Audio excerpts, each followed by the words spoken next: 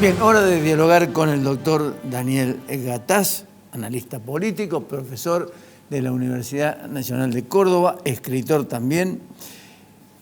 Los ruidos políticos por el poder con el 50% de pobres.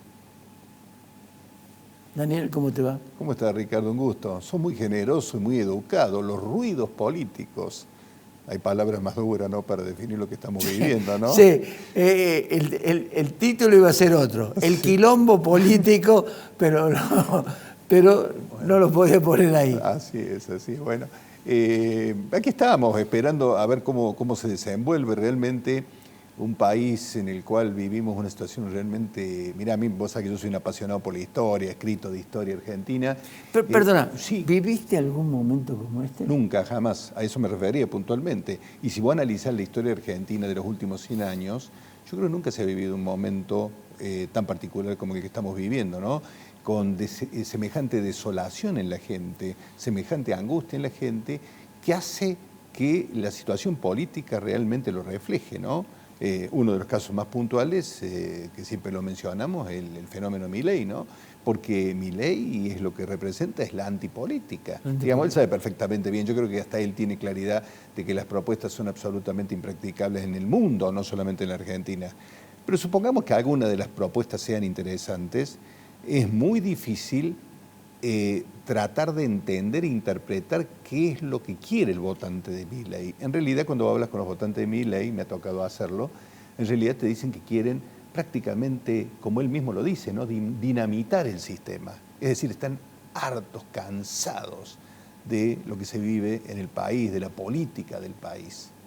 Te doy un dato que no es menor, que a mí me llamó la atención y estamos trabajando en eso, tratando de ver cuáles podrían ser los mecanismos para impedirlo. El día domingo salió una nota en La Voz del Interior de algunos municipios de Córdoba, no sería justo decir todos los municipios de Córdoba, seguramente lo has leído, en el cual no pueden ser reelectos los intendentes y eligen a un hermano, a un hijo, cuñado, a un pariente. Esposa. Esto es verdaderamente vomitivo, perdón la expresión, Ricardo. No, es así. Es espantoso, ¿no? Entonces, cuando la gente ve este tipo de cosas, realmente no deja de sorprenderse.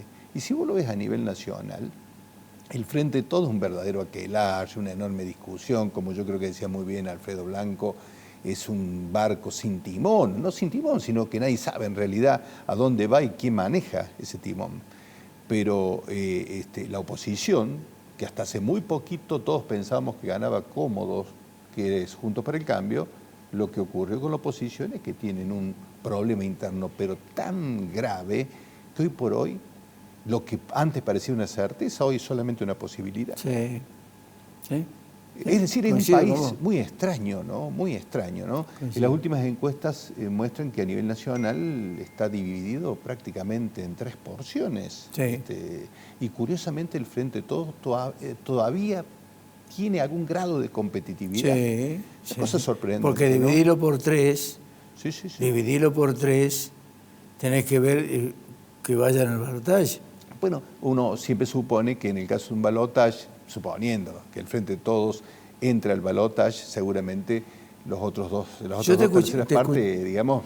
Yo te escuché algo juntos, recién, ¿no? Antes de que fuera de cámara, decir del voto vergonzante. Sí.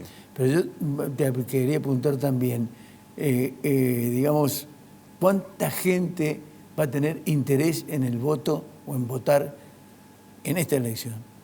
Bueno, yo creo que el número de votantes va a ser bastante menor, producto... Porque ya se está dando. Sí, producto de la desesperanza de la gente, de la bronca de la gente, que cree que no votando... Se dio en la falda, por ejemplo, Pero lo que tiene que hacer la gente es votar, justamente. Este es el gran instrumento que tienen, ¿no?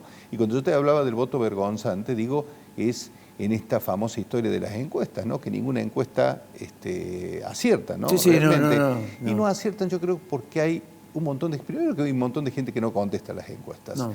Seguramente te ha pasado a vos, como le debe haber pasado a todos los oyentes, que le hablan por teléfono a su casa y seguramente es una encuesta, ¿no? Y la gente inmediatamente corta.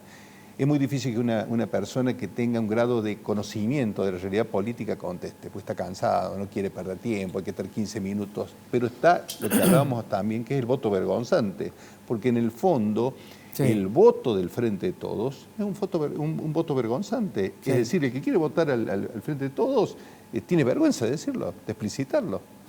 Vos dijiste algo que me quedé pensando, el voto que es vomitivo, esto que se está haciendo de las poniendo esto, poniendo la esposa, el cuñado, el hijo, el hermano. Digo,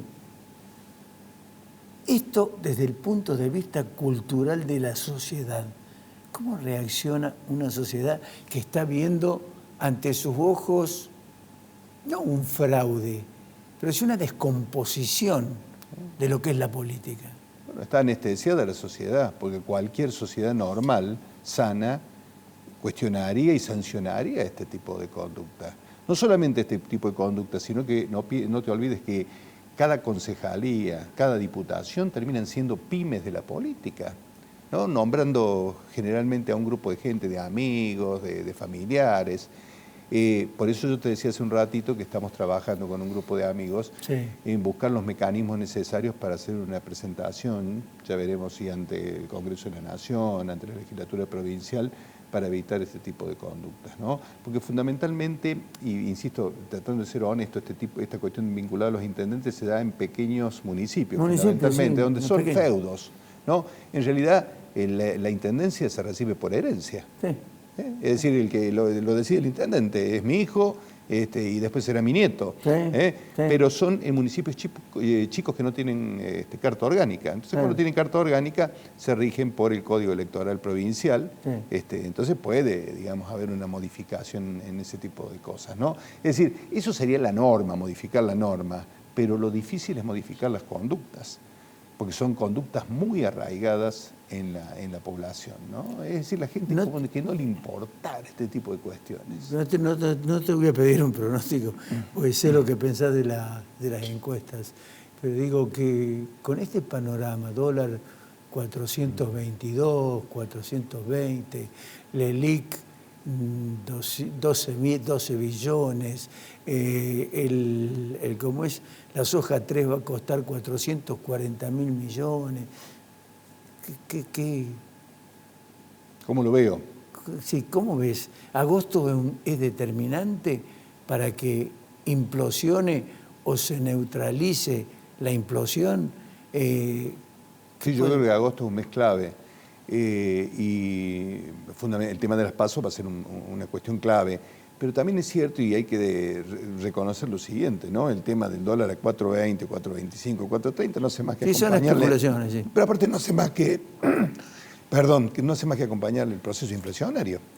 Pero sin lugar a dudas, me parece que tanto el Frente de Todos como Juntos para el Cambio le están dando de comer y de vivir a Javier Milei. Esto lo veo claramente y se nota en las encuestas. Hay un crecimiento sostenido de Milei, que curiosamente es profundamente liberal en el campo económico, pero profundamente autoritario en el campo político. Vos lo ves en la forma en cómo reacciona, en la gestualidad, ¿no? Lo cual realmente hace avisorar un panorama muy complejo si Milei gana las elecciones. Esta es mi forma de ver las cosas, ¿no? Lo que ha sucedido es el harakiri de la política. Sí. Es el fracaso de la política. Y el fracaso de la política. Esto es lo triste, Ricardo, porque Javier Milei representa justamente a la antipolítica. Y me parece a mí que la única manera de salir de este atolladero que tiene la Argentina es con la política, pero una política distinta, una política más sana, en la cual, insisto, se habla de una revolución ética, una revolución moral. Pero pasaron 40 años, sí, no aprendimos nada. Es difícil, ¿no? Yo te diría que más de 40 años. Porque nosotros contamos 40 años 83 para acá. Sí, pero la verdad que esta degradación viene desde antes, ¿no? En la Argentina, desde hace bastante tiempo, antes del 83, digamos. Lo que pasa es que se ha agudizado de manera realmente notable. Hay tipos que están desde el 83. Bueno, hay un montón de dirigentes que vemos hoy en la televisión, en la radio, que escuchamos en la radio, que está desde el año 1983 saltando de cargo en cargo. Hay para hacer dulce. Por eso la gente no cree. La gente está cansada. Está cansada. Sí.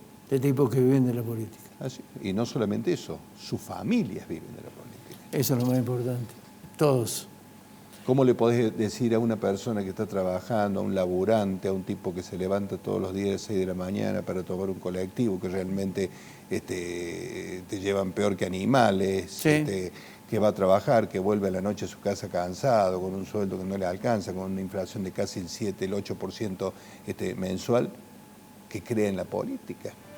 Nada más. Santo Tomás decía que no se le puede pedir virtud a la pobreza. Exactamente. Muy buena frase. Daniel, te agradezco mucho. A vos, Ricardo. Como siempre. Ha sido muy amable.